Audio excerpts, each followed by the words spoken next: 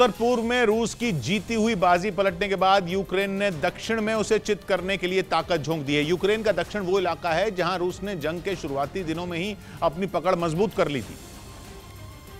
लेकिन अब यूक्रेन के सैनिकों ने रूस से बदला लेने के लिए दक्षिण में भी अपने वार को धार दे दी है, जिसकी जारी की गई तस्वीरों में टैंक तोपों के साथ यूक्रेन की फौज जंग के मैदान की तरफ निकलती दिखी।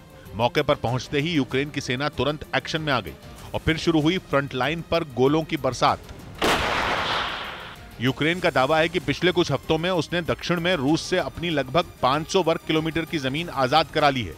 हालांकि उत्तर पूर्व के मुकाबले दक्षिण में यूक्रेन की राह उतनी आसान नहीं, क्योंकि दक्षिणी यूक्रेन में ज़ेलेंस्की की सेना के ऑपरेशन की भनक सिर्फ रूस को ही नहीं बल्कि सबको थी।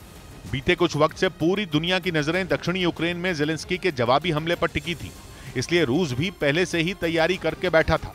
बताया गया कि रूस ने वहां अपने कुछ सबसे मजबूत सैनिकों की तैनाती बढ़ा दी थी।